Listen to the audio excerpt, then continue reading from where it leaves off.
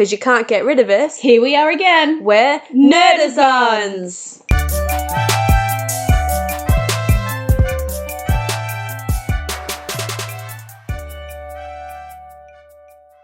Okay, so this month's movie pick was mine. I chose Hunt for the Wilder People. It is a great comedy set in New Zealand. It did really, really well at the cinemas. And so it is about an orphan who is troubled, he's misunderstood, and it's pretty much him against the world. He gets pretty much placed with a unique couple in the middle of nowhere, and it's just absolutely beautiful, gorgeous scenery of New Zealand, and it really makes me want to go hiking when I watch it. Yeah. And I sit there and think there's no way I've got the fitness level for it, but it just looks so beautiful when I like watching that movie. It's a really interesting movie. The humor is funny. Like, the Kiwis just have their own unique humor. It works for them in every TV show, every movie they do, and this one's just as good. I mean, if we copied to try and do some of their jokes, it wouldn't work for us. Like, it's just, we've got our own unique humor, they've got theirs. Absolutely. Just like, you know, the UK have theirs, the US have their own. Like, it's just a really good Kiwi film. It introduces Gillian Dennison,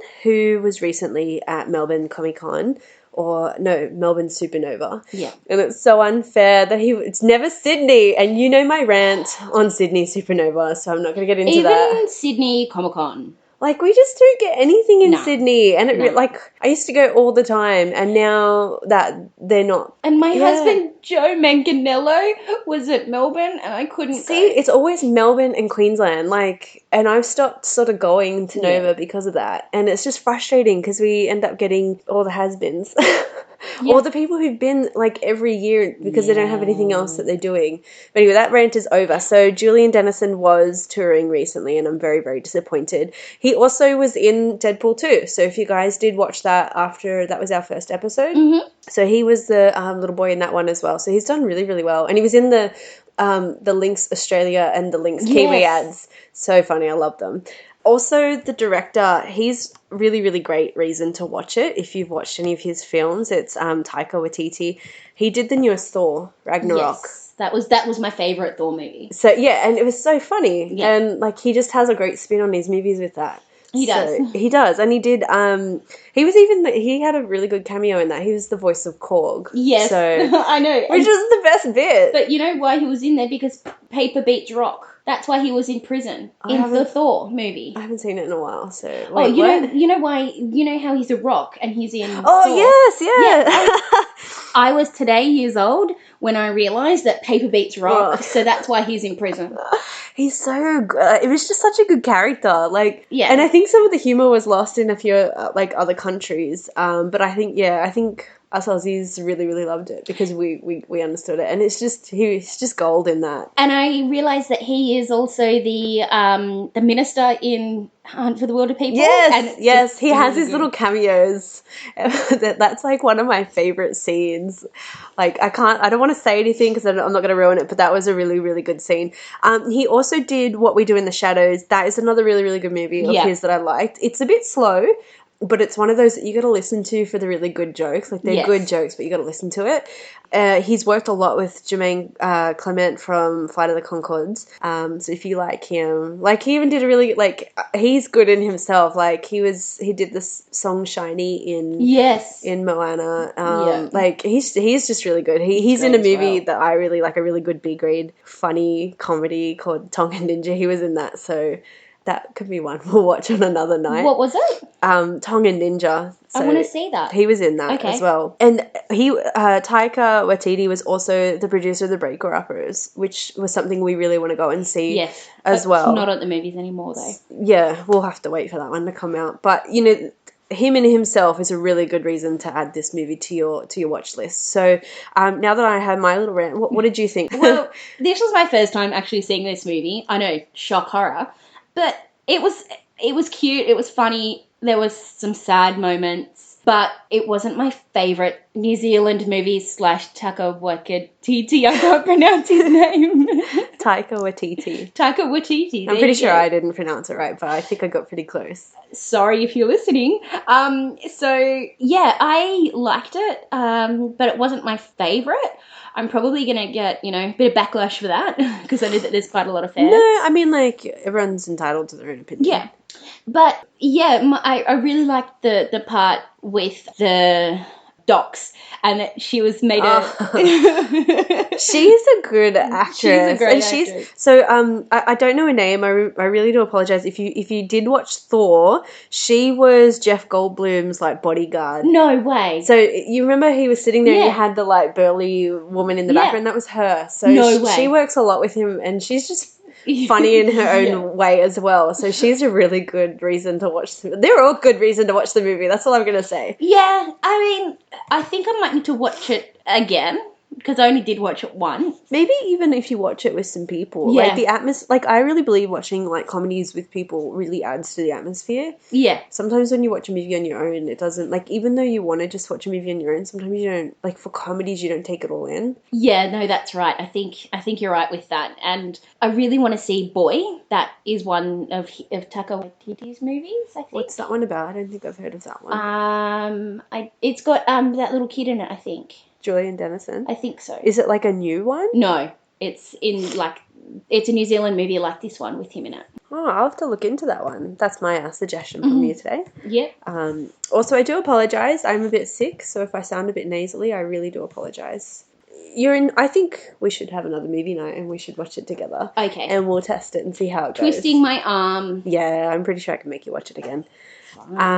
Yeah, so that's our movie of the month. We really hope this kind of encourages you to go and watch it. So let's move on to our TV shows. So Steph has got her TV show. You were doing Sing It On. No, Sing It On's been taken off iTunes, which I'm pretty sad about. So I'm going to do Sinner. I'm just looking now. I can see I've still got it labelled as Sing It On. Oops. Sorry. Okay, let's. I've seen ads for Sinner. Never watched it, but let me know a little bit about absolutely. I really love this movie, and I like a good binge. And this is easily bingeable. It's 8 episodes, about an hour long, so it can be done in a day. It's wait, the whole thing is an hour long? No, the episodes. Episodes. Okay, yeah.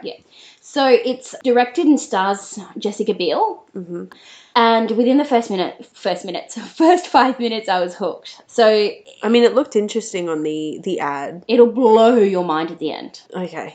So it opens up with Jessica Biel and her family having a picnic on the beach. And then you notice that there's a whole bunch of young not children, but college-aged kids having a fun with their at the beach doing what they do. And it goes towards one guy and suddenly and then you hear a song and Jessica Biel's character just flips out. She gets the knife that she was cutting her orange for her son and just runs up and just stabs this guy. So, like, I'm probably going to, like, overguess this, or maybe I should just watch it and find out. But, like, was someone playing the song on a radio, or did she just come in her head? Okay. And then she just flips out and just kills this guy. And she doesn't know why. I was going to say something, and I'm like, no, it's probably, like, nothing to do with it. What But, when you watch so many movies, it's like, is she a sleeper agent, and that's her calling sign, and she's got to, like, attack? No. But, yeah, I know it's not. But, like, I'm just, like, immediately you think, it sounds like you could easily direct it that way. No. So the whole that's show... pretty freaky, though, right? You're just at the beach, and then bam. Yeah, and in front of her little kid and everything. That kid will be scarred. Yeah.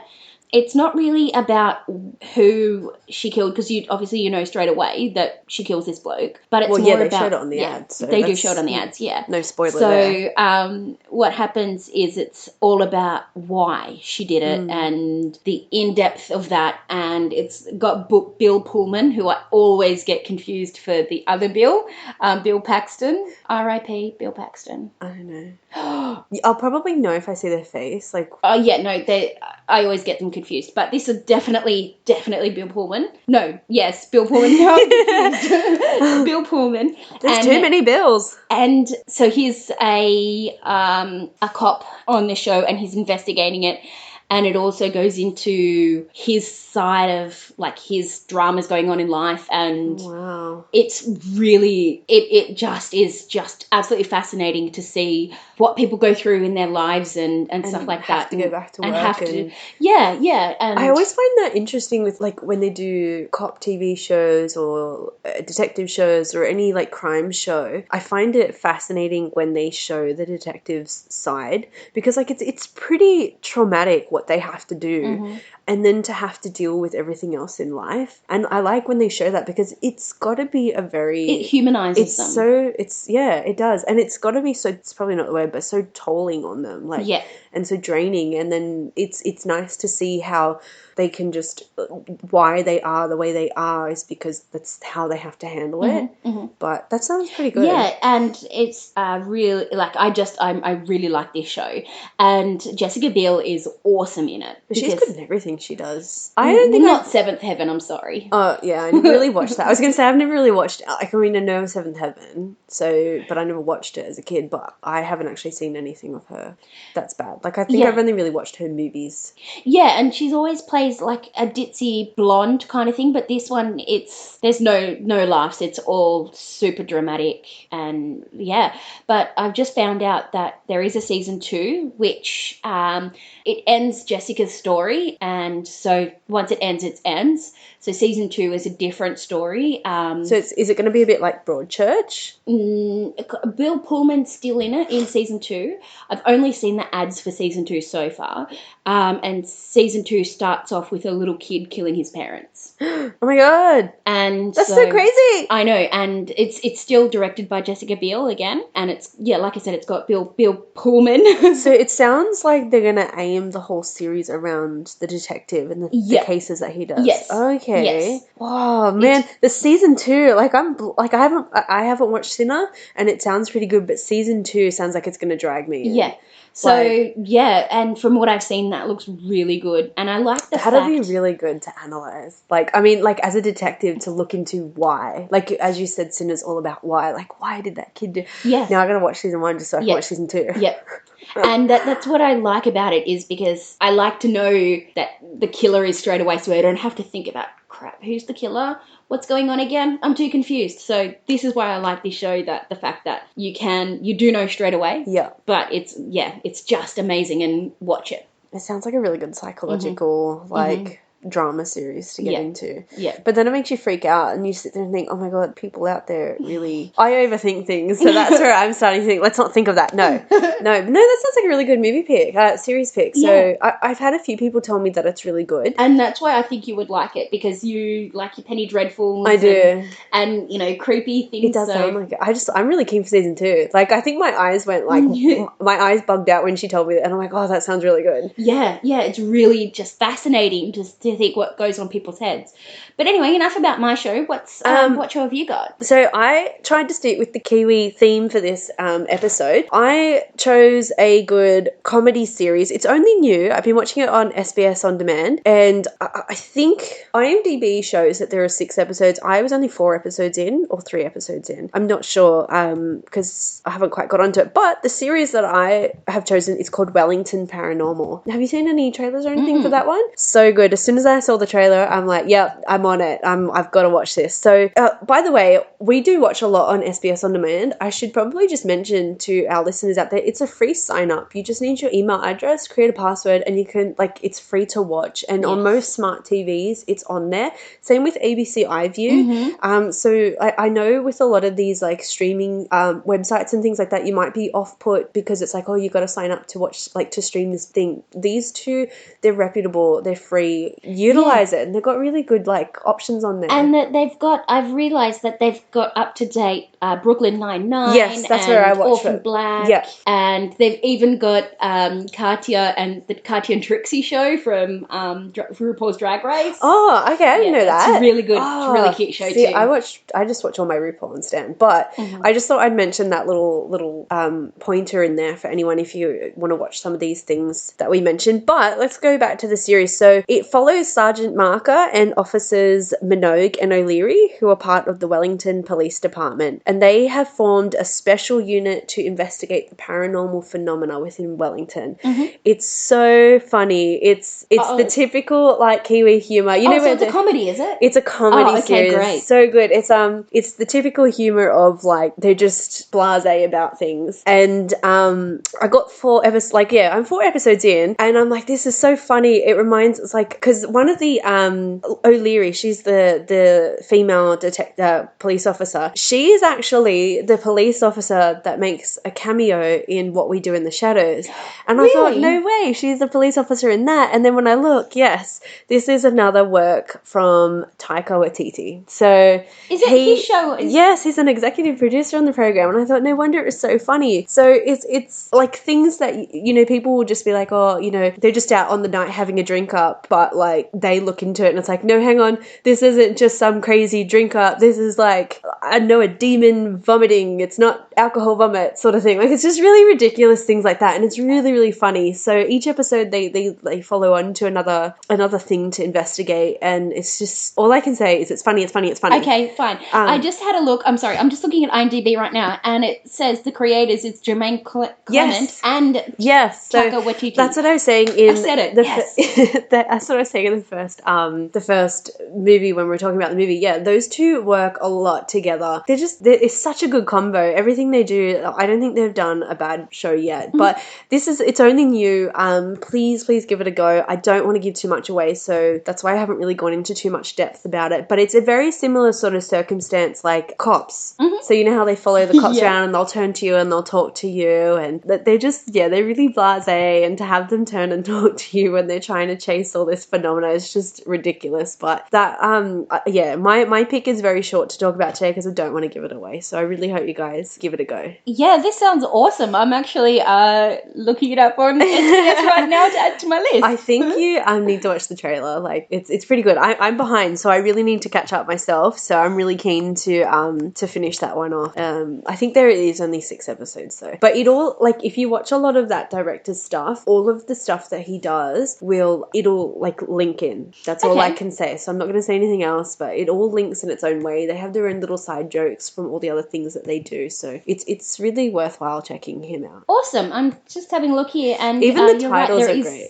There is 6 episodes. Yeah, so go back up to, sorry, we're scrolling through now. So just even the episode names are hilarious in itself, and you get the idea of Cop Circle. Yeah, so and then you've got Demon Girl, Things That Do the Bump in the Night. Oh, that was a good episode actually. That She-Wolf of Kuramara Rama Street. It's really good. So definitely give that one a check. It's free to watch on SBS On Demand. Let me know how you go if you do watch it. I'd really be keen to see if anyone else likes this director as much as I do as well.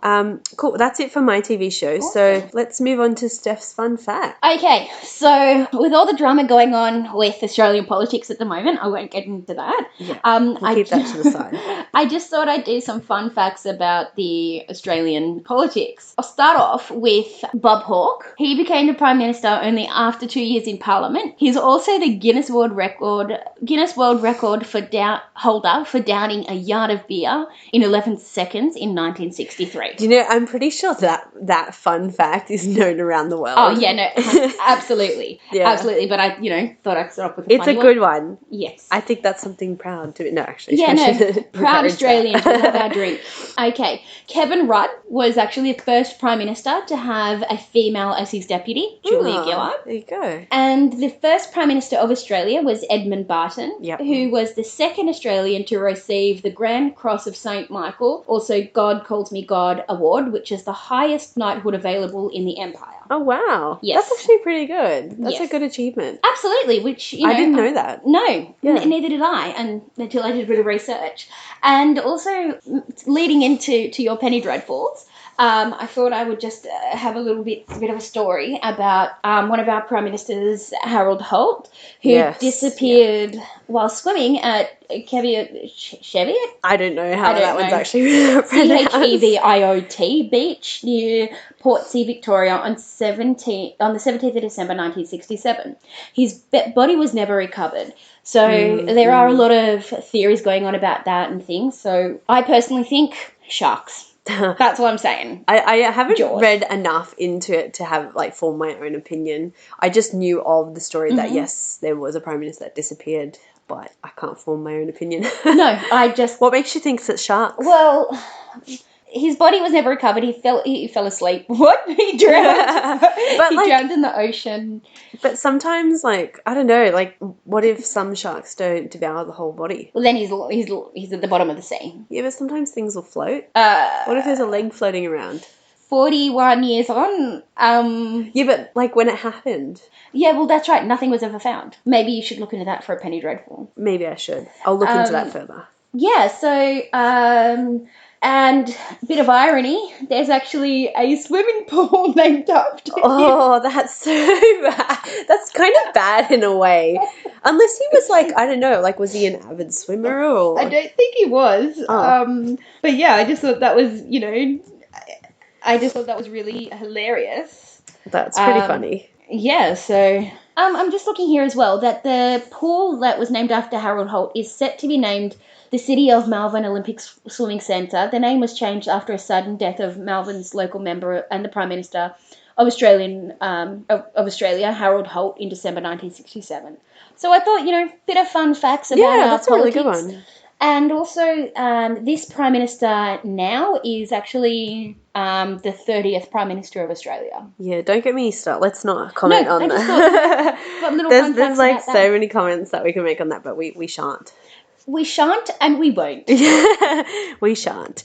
Cool. Were there any other fun facts that you have for... No. Okay, so we just had a little intervention there, so we're back now to do my Penny Dreadfuls. But before we do, in our intervention, Steph got curious and was watching the trailer for Paranormal Wellington. What did you think of it? It was hilarious just from the trailer. I know, it's only 50 seconds, right? They can get it in that. So that's just our little FYI there. I'm going to watch it. But yeah, so to my Penny Dreadfuls, I tried to keep it as a New Zealand theme, but they're a little slice of heaven, so they don't have any bad stories to go from.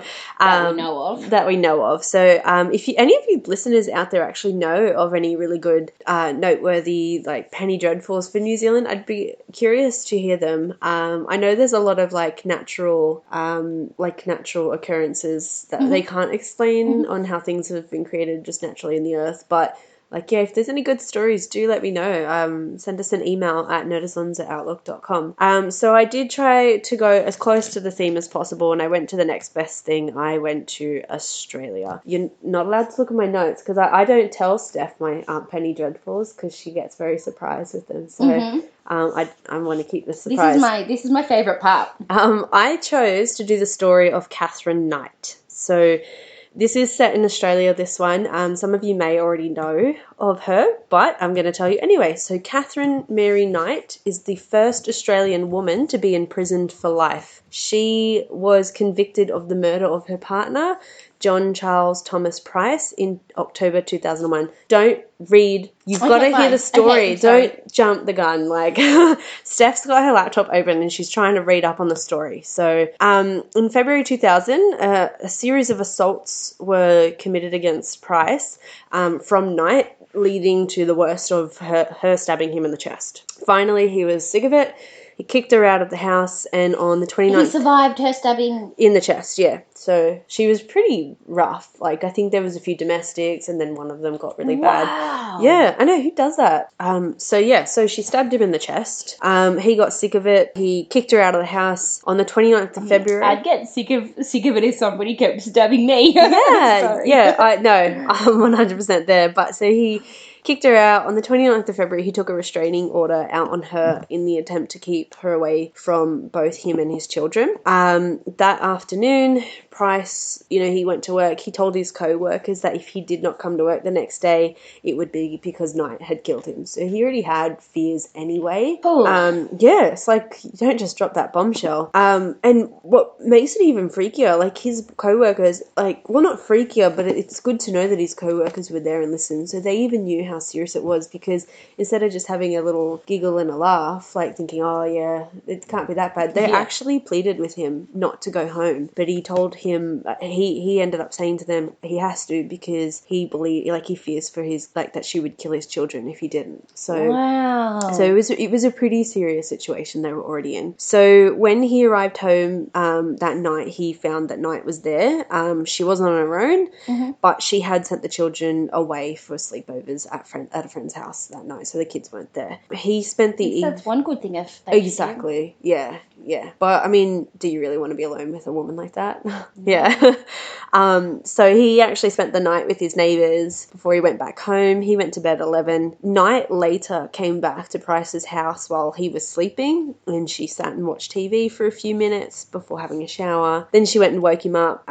They did the deed, and then he went back to sleep. I mean, it was a very confusing relationship, I think. 6 a.m. the next morning, the neighbour was already concerned because his car was still in the driveway. And then when he didn't go to work, his employer sent a worker around to see what was wrong. So people already had to look out for him, which is nice to know that the community is still there. Yeah. Both the neighbour and the worker tried knocking on Price's bedroom window to wake him, but they alerted the police after they noticed blood on the front door. The police got there at 8 a.m. They broke down the back door, and then they found Price's body with Knight, who was comatose after she took a large number of pills.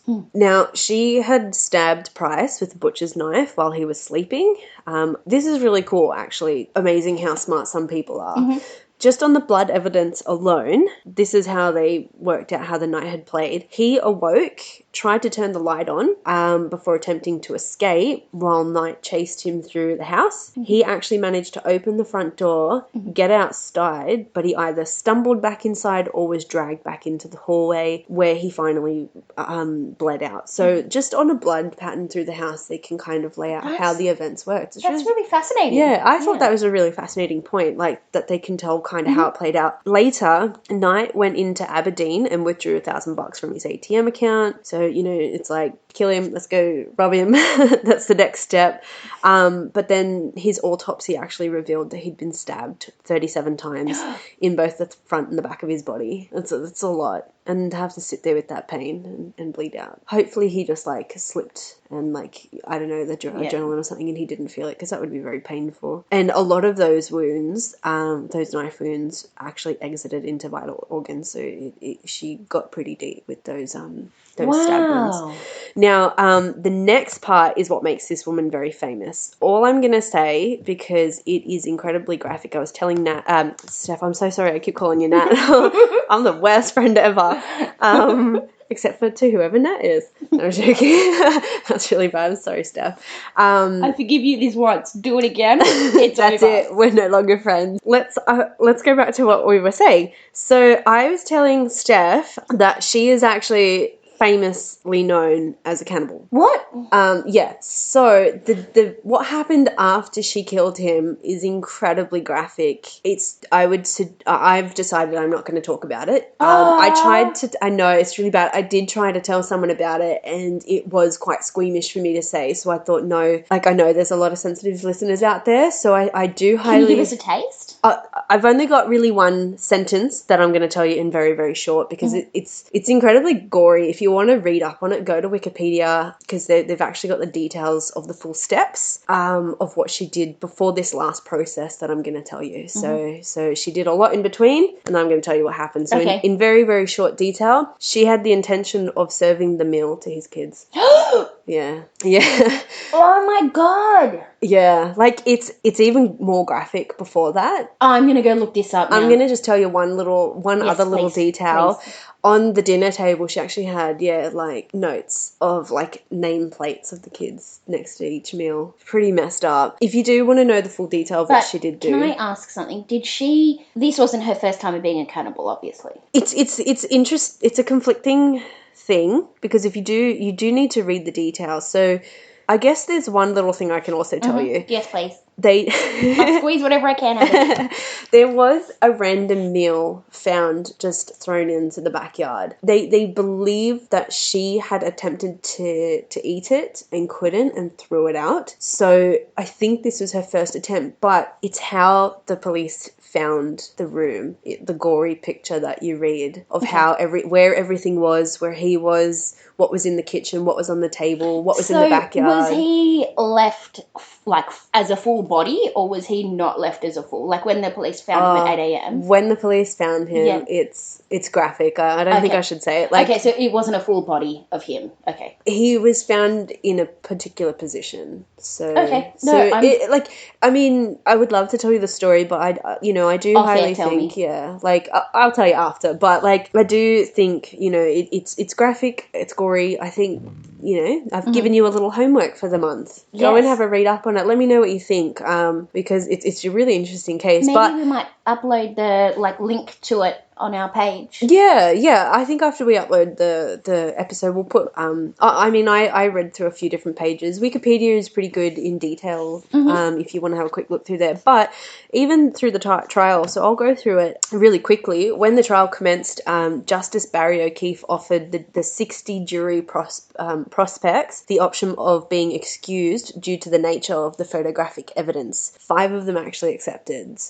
Even the photographic evidence was... So 55 people said they couldn't do the trial. 55 people stayed. 5 accepted being excused. So it's pretty gory. On the 8th of November, the Justice O'Keefe, he pointed out that the nature of the crime and Knight's lack of remorse required a severe penalty. He sentenced her to life imprisonment, refused to fix a non-parole period, and ordered that her papers be marked never to be released. The first time that this has ever been imposed on a woman in Australian history. Wow. So is she... How long... When did this happen, sorry? 2000, I think. So quite recent. Hang on. I'm pretty sure it was 2000. Let me go back through my notes. Yeah. So it was about 2000, 2001. It's still recent. Yeah, I know. It's pretty freaky. How did I not know about this? And you know what's Maybe freaky? When back then. I knew of the story before this. I never read it in depth like I did for this podcast. I knew of the story, but I always had it in my mind because I read a cannibal book on cannibals all through the world, and she actually made that book. Wow. And I'm sure they got their notes wrong because they had painted her as being from Adelaide, but no, you know what's even freakier? She's from New South Wales. Yeah, and she's like Sydney region. I know, it's freaky. But anyway, in 2006, she tried to appeal the life sentence, claiming that a penalty of life in prison without possibility of parole was too severe for the killing. And then Justices Peter McClellan, Michael Adams, and Megan Latham dismissed the appeal in the New South Wales Court of Criminal Appeal in September of 2006, with Justice McClellan writing in his judgment. So this is like even a comment he put. This was an appalling crime almost beyond contemplation in a civilized society. Wow. Yeah, it's definitely worth a read. Like, to me, when I first heard this, I was like, oh, it's back in like the 60s. I pictured that too, but I'm pretty sure that was around when she was born. I think that's where the dates come out. No, but thinking, something like this wouldn't happen in our time. Yeah. What are you going on about? Well, I don't know. There's still some like crazy stuff that happens now. Like, stuff still happens. It's just... I know that stuff still happens, but to think... It's shocking. Yeah, it's absolutely shocking, and I'm fascinated by it now, and I'm going to do a bit of research on it and see what I can find on it. And... Yeah. Like, and there was even parts in the... I was reading saying that she tried to appeal to be removed from the courtroom when they were, going over the crime. She didn't want to see anything. She didn't want to hear it because she claimed that she couldn't handle it. And he's like, well, no, you did the crime. You can stay and listen to it. And like, I mean, they just said she wailed and cried, but... Wow, this is fascinating. I can't wait. Anyway, I hope you guys liked that Penny Dreadful. So a bit of homework for you. Go have some reading and let me know what you think of it. If you've got any Penny Dreadfuls that you know of or, you want to let me know, please send us an email at nerdazons@outlook.com and let us know what you think of... Yeah, and follow us on Facebook and Insta. And if you've got any fun facts for me or like any hidden gems or... Any TV shows you want us to watch, any movies. But on that note, we're on to some fan mail. Wow. We got fan mail We again. did. It's really good when we get that. It means that there are actually people listening. Yes. So we received a message from Dale. He advised us that he gave Drama World a go. And Awesome. he really, really liked the series. So that's a really good one. Mm-hmm. Do you feel proud? I do. You got a big, gleaming smile do. right now and the twinkle in your eyes. I have awesome taste in TV shows. So here's the proof. So there you go. And we do also really appreciate, Dale, the pointers and feedback you gave us. We are very new to the game and just really appreciate any feedback that we can get. Cool. So we hope you guys continue listening and you like what we can offer. Absolutely. All right, so I guess we'll see you on the next episode of Nerdazons. All right. Bye. Bye.